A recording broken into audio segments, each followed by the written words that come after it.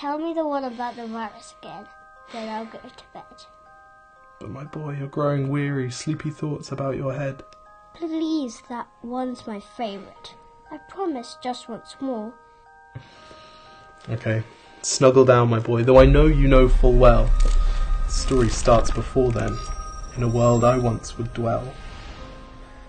It was a world of waste and wonder, of poverty and plenty, back before we understood why hindsight's 2020. You see, the people came up with companies to trade across all lands, but they swelled and got much bigger than we ever could have planned. We'd always had our wants, but now it got so quick. You could have anything you dreamed of in a day, and with a click.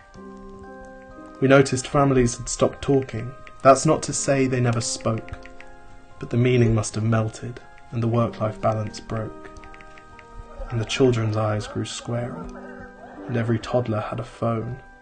They filtered out the imperfections, but amidst the noise, they felt alone.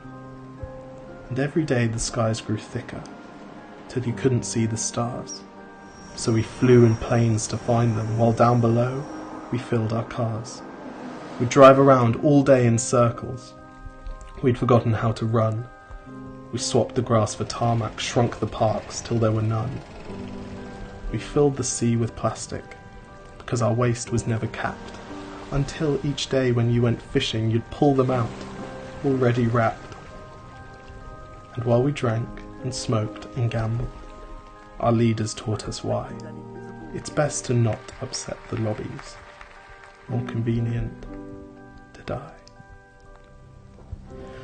But then in 2020, a new virus came our way. The governments reacted and told us all to hide away. But while we all were hidden, amidst the fear and all the while, the people dusted off their instincts. They remembered how to smile. They started clapping to say thank you and calling up their mums. And while the car keys gathered dust, they would look forward to their runs. And with the skies less full of voyagers, the earth began to breathe, and the beaches bore new wildlife that scuttled off into the seas. Some people started dancing, some were singing, some were baking. We'd grown so used to bad news, but some good news was in the making. And so when we found the cure, and were allowed to go outside, we all preferred the world we found to the one we'd left behind. Old habits became extinct, and they made way for the new, and every simple act of kindness was now given its due. But why did it take a virus to bring the people back together? Well, sometimes you've got to get sick, my boy, before you start feeling better.